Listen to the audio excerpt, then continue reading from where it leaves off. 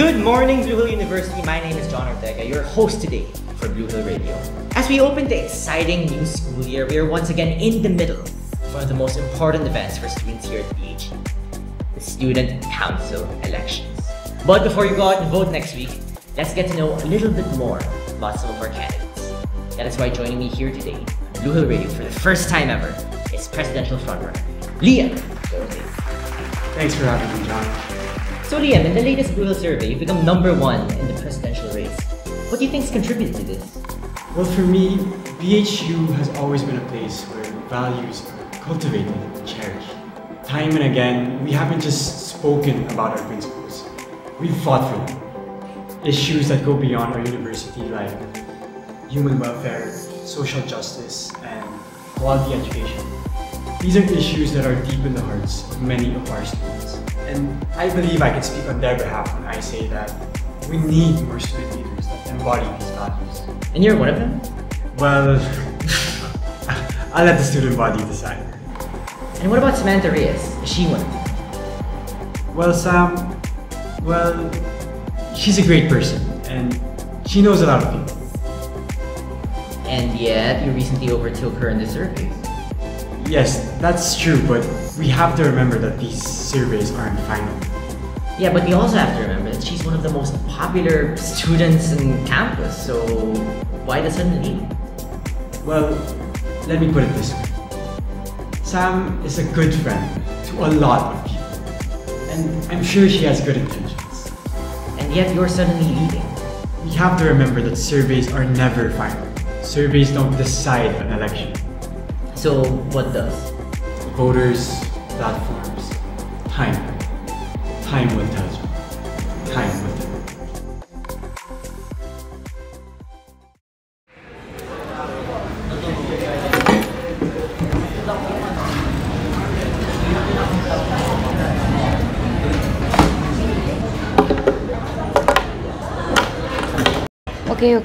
Okay.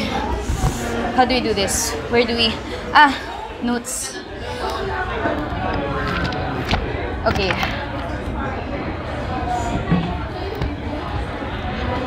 Hello mga ka-BHU! It's me again, your favorite girlie, running to be your next student council president. Pero, ba't nga ba ako tumatakbo? Well, the answer is of course, BHU. I will always be here for you.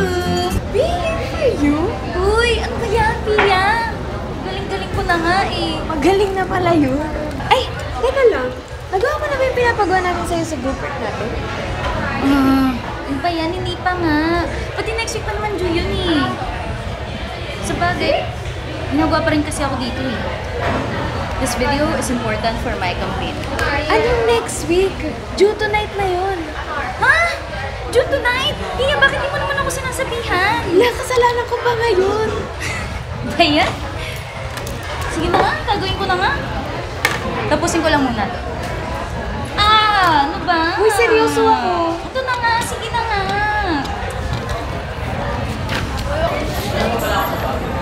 Ano ba yung ginagawa mo kanina?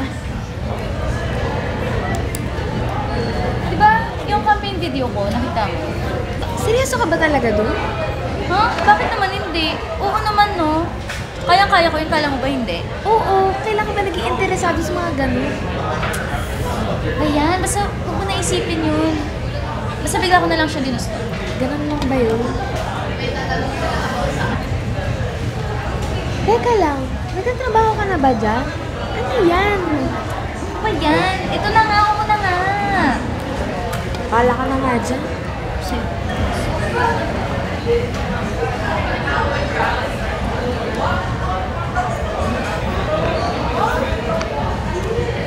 Yeah. So, tingin mo, ba't kaya dumadami yung mga may gusto kay Liam? Hindi naman siya ganun kasikat last year. Yung parang pala pinag-iisipan mo. Eh, paano hindi? Ikalaban ko yun eh. Ewan ko ba? Nakita mo ba yung latest survey? Siya na nga yata yung frontrunner ngayon eh. Last year nga, halos walang may kalala sa kanya, tapos ngayon biglang ang dami na niyang fans. Ano yun? Sam, ganito kasi yun. Hindi automatic na mananalo ka dahil marami kang kakilala. Gusto nila yung may pinaglalaban, yung mga may prinsipyo. Bakit? Wala ba akong ganun? Ito, pakita ko sa'yo.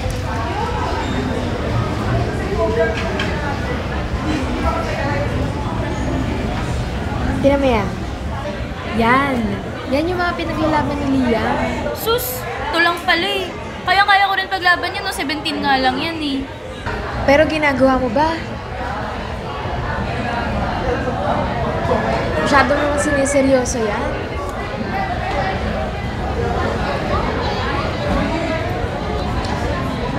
Gusto mo ba ng merienda? Parang gusto ko kasing bumili. Oh, sige, sige. Magkano ba? Huwag na ako na akong pala. Ha? Sigurado ka ba? Oo naman. Ako na lang pipili pasa. Sige na nga. Thank you. Ay, ano ba yan? Ano kaya gagawin ko? Next week na yung elections. Nice. Tapos mga pinapagawa pa ni Pia sa akin. Bakong requirements.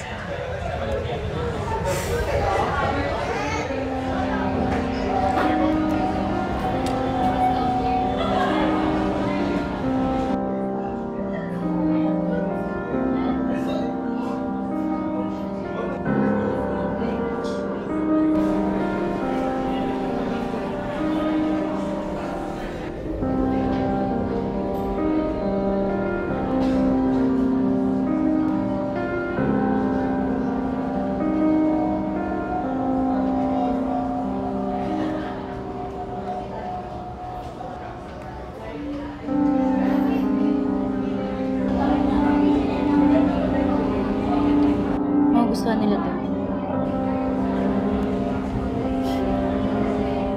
Kala mo talaga may isahan mo ako eh.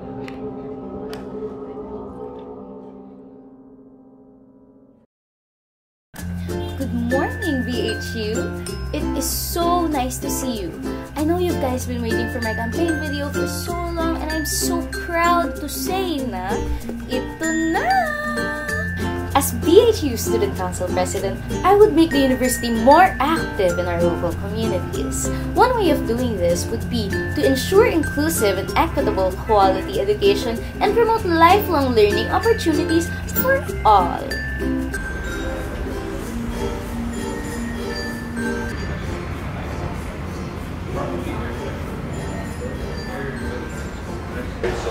Sam, ano to? Yung campaign video ko. Campaign video? Eh, kinapipis mo lang ata yung mga nasa website na pinakita ko sa'yo eh. Sam naman eh, alam mong bawal yun. Tingnan mo ngayon marami nang nakakahalata. Pia, anong bawal? Di ba sabi mo ito yung gusto marinig ng mga kaklase natin? Kaya, ito, kinukuha ko na, ginagawa ko na. Pag-uusapan ko na. Ba't mo ba kasi ito ginagawa? Halos wala kang pake sa student council last year. Pia naman kasi, hindi mo kasi alam, Pia. Makinig ka muna kasi sa akin. Hindi talaga kita maintindihan. Pia!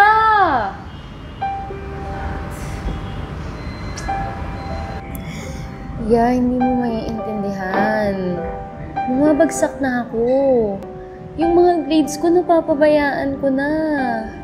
Tapos yung mga orgs ko rin, wala na ako masyadong nasasalihan. Tapos di na rin ako active sa mga parent ko.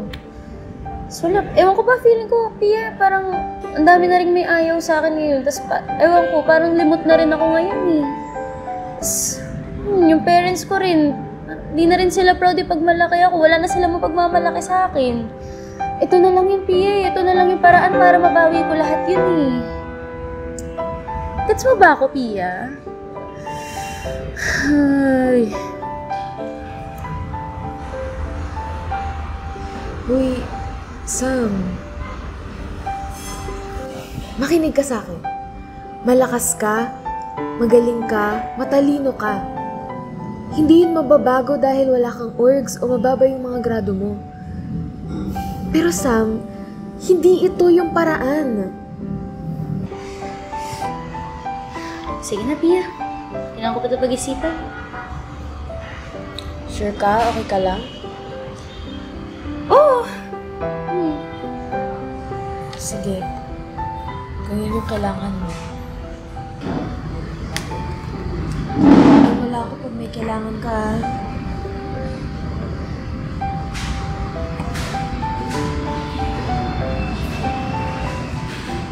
Ay, Pia. Thank you Swerte ako sa'yo.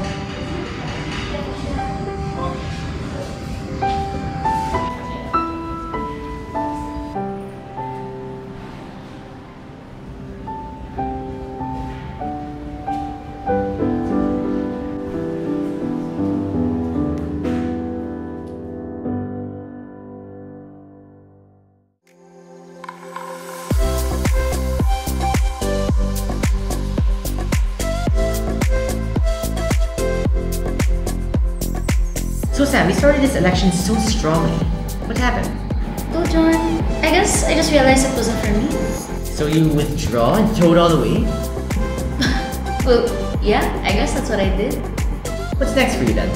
What's Samantha Reyes gonna look like this week? You know what, John? I'm not really sure.